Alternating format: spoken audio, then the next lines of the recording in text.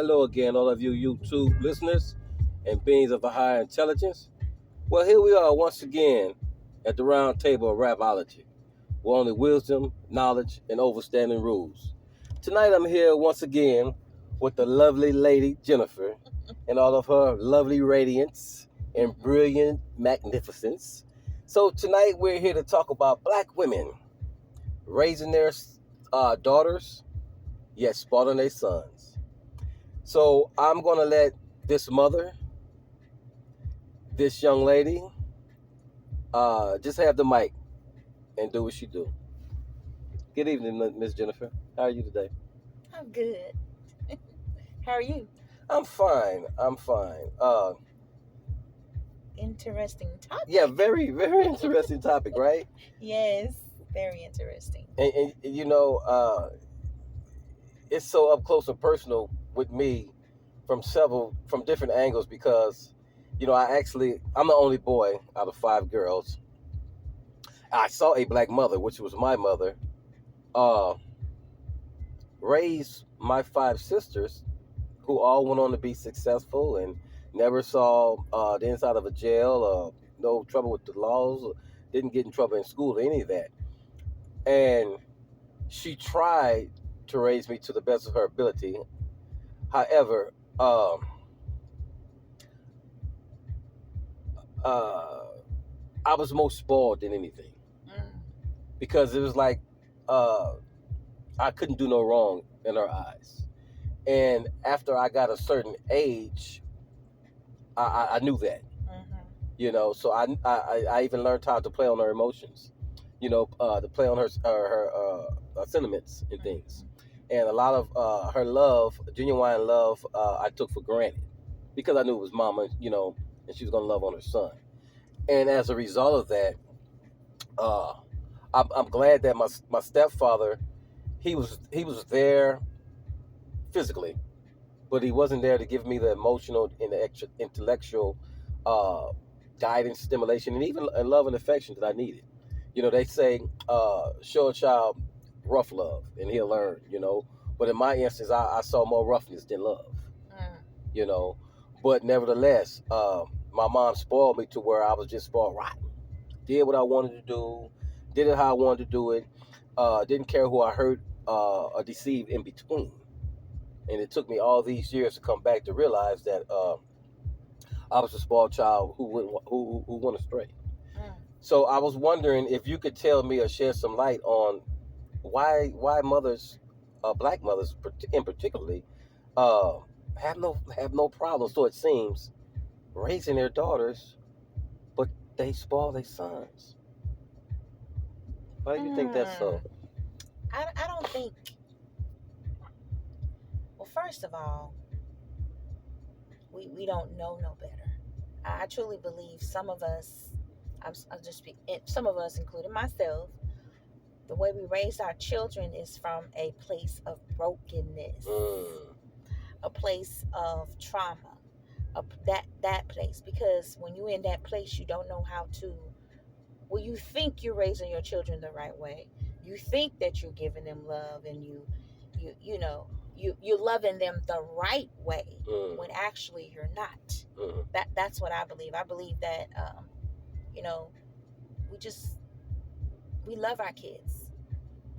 We love them too much, and that too much, and it's the wrong type of love. It's a broken type of love to where there's no correction, there's no boundaries. There's no sitting down and talking to them and instilling values in them. Because how are we supposed to steal good things into our children when we didn't know? If you don't know what that looks You like, don't know what it looks like. right. You don't know what it looks like. So when you know, you do better. But at that time, when we didn't know, we raised the kids based on our ability, based on what we saw mama and them do. Right. And that's what I think. And I think, I do think that. And especially with our young men, with our young boys, we, as a black mother, I think where we go wrong, like you just said, where we go wrong at is that we love them too much. We spoil the heck out of them. But we don't look at it as we spoiling them. We look at it as love. Yeah, and you know, it's funny you say that because you know I remember growing up and I did something. I can't really remember what it was, and my mom was trying to discipline me. Mhm. But like I said, I think I was like 15 or maybe 16, and I just feel like I was too big to be getting a whipping with a belt. Mm. You know, so I took the belt from her, and I'm like, you know what, I'm out of here. You know, I'm gone. But I say that to say this here. It was never designed for a woman to raise a young man. Right. You know, a woman's role was to love on her sons. Don't get me wrong, but it was always the father's responsibility Mm-hmm. to be that authoritative figure in a young man's life, to show him how to pattern his ways after his father, so that he can walk into young manhood. And the absence of that has an effect on the male child. You know, He it's like he's does. grasping for straws. Yeah, he You does. know, and a lot of them turn to for me, I turn to the streets and the thugs in the streets because that's who gave me their ear. That's who I idolized because I mean, uh, you know, they gave me the time of the day, but they gave me the game backwards. Mm-hmm. You know, and I'm reflecting on the Passover, where Moses was told to go tell every man of every house to put the blood of the lamb on the doorpost of their house. Mm-hmm. And any house that was found with that blood on it that night, the death angel would pass through the camp and not touch that house. So I say that to say that it's every man's responsibility to cover his house in the blood of the lamb, you know, with structure, with guidance, with wisdom, knowledge, and whatever, and love as well. Mm-hmm. But not the love that comes, well, not essentially the love that mama gives them. It's a different kind of love, you know. So, uh, You know what? I have a story too. I remember my oldest sons at the time, I think they were like 15, 16. See, you took your mama belt. They didn't take my belt. mm, They let me whoop them, you mm, know. But the difference was that they they didn't want to disappoint me. They hid the things that they were doing yeah. because they didn't want to disappoint me, Hmm. you know. Mm. And I, yeah. Well, and you know, I'm looking at the things going on in this day and time. Mm-hmm. You know, not just black on black crime; it's everywhere. Mm-hmm. I mean, it's in our police departments because the police departments are from this young culture as well. Yeah. You know, the average police officer you see, so they got the same gangster mentality. They just behind a badge. Mm-hmm. You know, and a lot of them come from broken families as well. Some of them come from well knit families, but I mean, uh, like you said earlier, if the mother or the father don't know what a normal, healthy household look like, you don't know how to structure You one, don't know how to structure and you don't one. know how to raise your kids in You one. don't know how to raise your You kids. know, You and raise so you raising your kids with not without having, like you just said, without structure, without boundaries, and you discipline them, but it won't be the right type of discipline right, because right, they'll get to the point to where they start rebelling against that type of discipline that you're doing. right, right, Mm-hmm. and I see young men these days uh, with no discipline. Mm-hmm. You know, pants sagging here. You know, they'll say anything to disrespect to their elders. You know, everybody got a gun. They're trigger happy and what have you. And that comes from, once again, like I said, no structure in the household, you know. And so, Let me ask you this question though. mhm. What about okay, yes, that's true, but what about the some of those that do have a man in the household and It's, they still do what they do? Where do you think that is from? well, that comes from choices because, you know, at a certain age, we all know right from wrong, Right. you know, because I know for a fact my mother, even my stepfather, you know, like I said earlier, he wasn't there emotionally, mentally, and spiritually, you know, to give me that guidance I needed and wanted and yearned for. Mm-hmm. However, he never sit down and told me, "Hey man, go out there and commit a crime." My mother never told me, "Hey man, go out there and commit a crime." You know, I made that choice. Like I said, I have five sisters. None of them have ever had any run-in with the police. You know, juvenile delinquency, got in trouble in school, none of that. So I made that choice. Mm-hmm. You know, so yeah, some of those who come up and so-called healthy household and still wind up, going astray. That's the choice they made. So that's what everybody in. That's what all the young men. That's they make that choice. Because if you can be a single parent, like I said, you could be a single parent and raise your boys, raise your children, you know, like me. Once again, you, out of a place of not knowing better, Hmm. not knowing, but I still instill some things into Oh, them, most definitely. some Yeah, yeah, yeah, yeah, things, yeah, yeah, yeah, that so it was their choice that they made. yeah, They yeah, yeah. choices. Not and don't get me wrong. I'm not saying that you or any other single mom out there were or are bad parents Mm-hmm. because their sons uh, chose to find themselves in a predicament that's against the norm, meaning, in prison, Mm-hmm. also kind of, what's the word I'm looking for? Probation, parole, Yeah. or something. I'm not Mm-hmm. saying that. What I am saying though is that uh, black mothers who find themselves as single moms, the breadwinners, the disciplinarian, the authorities figure of the household, you didn't go wrong. They're not going wrong raising their sons as mothers. I will say that they are going wrong trying to raise their sons as men because that's not a woman's role. Because Mm. as a young man, you know, for instance, back to myself again. The first time I experienced wet dream or ejaculated, I didn't know what it was. I was too embarrassed to go ask my mom about it. I didn't have a relationship with my stepfather to talk to him about it.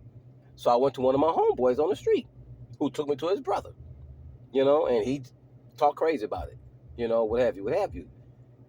But it's things like that that young men need from a male figure in the household. They need to learn how to shave. Yeah. Need to know how to keep their genital areas clean. Yeah. They need to know they need to see how to treat uh how their father treat his wife Mm-hmm. kindly and with love. They're going to carry that on into their relationships. They need to see them type of things. Recently, a few months ago, my stepson went on his first date, and we got halfway around the corner from the girl's house I was taking him to. I pulled over, and I'm like, "Hey man, why don't you drive?" He's like, "Oh, yeah." I'm like, "Yeah, just take your time, go slow, keep your eyes on the road, and just drive." Because I knew that was gonna stick with him for the rest of his life. And he's thanked me many times for that. Those are things that I wish my stepfather would have did for me, because I would have went to him more often than my homeboys. I would have had more trust and confidence in him, you know, knowing that he had my back, my best interest, than I Mm-hmm. would have my homeboys. And the mother can't fill those shoes. It just wasn't designed that way. So uh, back to what I started off saying months ago. We in the black community are in dire need of real men to stand up and be men again in their households. Because, like you were saying, we raise our sons, mothers raise their sons from a place of brokenness and Mm-hmm. what have you. But by the same token, like you said, you can only give them what you know. What you So know? it's not like you intentionally, you know, uh, love them from a broken place. That's all you know. That's all you know. Yeah. So if you don't see nothing different, if the child isn't exposed to nothing different, that's all they know. Mm-hmm. you know. And it just kills me because I remember before I left prison, the culture had changed. There was a lot of young guys there, and I saw the same trend that I saw when I went in there. Black youth, fatherless, abandoned, or what have you, searching, struggling. Not necessarily bad guys, just didn't have the proper guidance. Mm-hmm. So what would be some tools that you would suggest to give to black mothers, single black mothers, uh, when it comes to trying to raise their sons to keep them on the right track without spoiling their sons? Ooh, I think first of all, it takes a healthy mindset.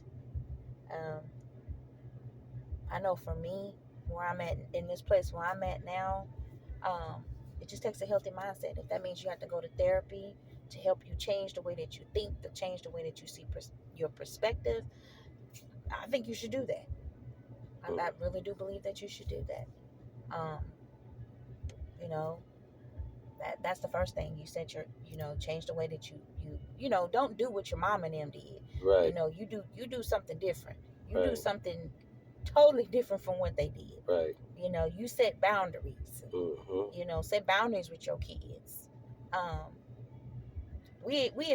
know for me, saying I love you wasn't it wasn't a thing in my household. I didn't even hear that growing up that much. So just imagine my kids didn't hear that much that I love you. They heard it, right, but not a lot. So I think right. you have to start, telling your kids you love them more often, and be more affectionate with them. Right. Show them those things. Right. That's what I believe. And I would like to say, I have a program called POPS, which is a mentor program and counseling program for Black youth. So I will most definitely encourage single mothers, or single parents, to get their young male child, involved in some kind of mentor program. Because like I say, men, we're just curious. We're curious. We're adventurous. We just want to be the ones that fix it. We want to be the macho. We want to be the man, and we seek acceptance from the manhood, from the fellowship, the brotherhood. And if we don't have that from the right brotherhood, we get it from the wrong. You get it from the wrong, yeah. So I would really suggest any parent who see they young male child starting to rebel, talking back, getting lazy, whatever, seek out some type of counseling or mentorship for him. But make sure that it's positive. First of all, make sure that mentor and that counsel is it's God-fearing. It's God-fearing. It's God-fearing. Yeah. That's the main. That's the main thing too, and that's another thing too. Another suggestion is not suggestion, but it's a must. With the change of the mindset, put God in the relationship. Yes. Let him tell you how to deal with your children. Yes. Let him speak to you. Yes. Let him show you what they're going through, because he will. Yes. He will. And that's the number one thing that a single parent needs to do is focus. Focus on your kids. Focus on yourself. Focus on God, and focus on God, and let him be your main source on how to raise your children. Because I truly believe if God is the main source and God is helping you, you can't go wrong. You can't go wrong. And that's what I believe. You can't go wrong. Agreed. What do you think is the difference between being a child's friend or being a parent? Oh, a parent is going to look. A parent is going to teach you. A parent is going to correct you when you're wrong. A parent is not going to allow you to do things that they know that's going to hurt you or harm you. A parent's going to protect you. A friend, but I'm talking about a parent trying to be a friend. Yes, I get you. Yes. A parent is trying to be a friend. They're not going to correct you. They're going to do what you do. They're gonna be in competition with you. You know what I mean? They're gonna want to hang with you. They want to be cool with you. They're not gonna want to. They don't have boundaries. And that's the point I was trying to get to. That's what goes on with a lot of young men raised by one parent. That parent, especially the mothers, they try to befriend their young sons instead of being hard on them like they did their daughters. Because here's the thing, a lot of women spoil their sons, like you said earlier, from a place of brokenness. They've been abused by some man, disrespected by some man, and they take on this task of saying, well, my son ain't going to be like that. I'm going to make sure my son don't be like the man that hurt me. I'm going to be sure my son don't be like the man misled me, abused me. abused me. And the way I'm gonna do it, I'm Yeah. gonna show him all the love I can show him in the world, even if I gotta turn my eye to things, even if I gotta act like I didn't hear certain things. And they want to let me get away with a little bit. For long, he's getting away with a lot. And there goes those boundaries you was talking about. There goes those restrictions and that respect. You know. Because you said that because I remember. I'm gonna tell you this story. I remember my kids. You know, I was a type of, like I said, from a broken place. You do better when you know better. Mm-hmm. And so I remember at that time, the sex talk came up. Mm-hmm. Well, I know it's wrong, but if you ready, let me know. Mm-hmm. You know what I'm saying? Mm-hmm. Let me know. And I go out there and go buy you them condoms. You know what I'm saying? Right. So you go do that and you buy them the condoms and then you teach them, don't go over no girl house. You know But you brought the but you buy them the condoms. Don't go over no girl house. You know what I'm saying? But you Right. switch the story. Right. Now if you let the girl come over here, you know, and then you say things. I remember one time, I'm so embarrassed. I said something one time. Look, don't go over that girl house. If you want her to come over here, I'm gonna go in my room and act like I'm asleep. Wow. You know what I'm saying? Yeah. But you, like I say, when you don't know. You don't know. Yeah. You know, now it's different. Now it's like, no, we're gonna put the word of God in here. Yes. You know what God word says. Yeah, we're gonna wait till we get married and we're gonna do this thing right. We're gonna court. We're gonna go back to basics. Yes.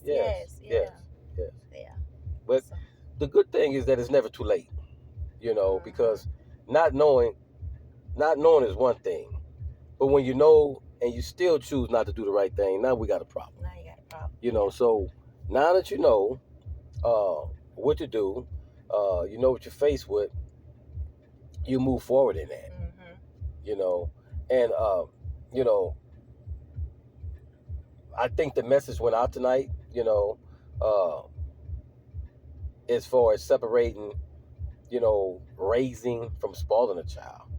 You know, like I said, you know, there's some black women who come up in decent households who also go astray, but they're not on a large number like young men, you know, by far. You know, the prisons attest to that. Yeah, there are women prisons as well, but there's 3 times many, and they're all full of men prisons, you know. Yeah, but it's the women that came in the broken home that are having these children. Yeah. They are having kids before they're 18. That came from them broken homes. That came from these broken homes. So, So this thing has to be addressed on both sides of the table. On both sides of the table, Yeah.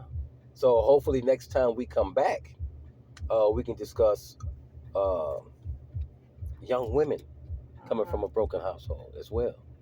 You know, because we can't. I mean, we got 2 genders of children, either male or female. Mm-hmm. So we can't, you know, elevate one and leave the other one out.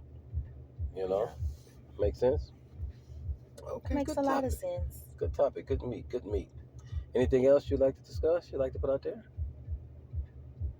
You sure? All that enlightenment? You ain't got nothing else you want to say? Stop saying that word. Okay. My fellow enlightened beings, we're going to sign off tonight.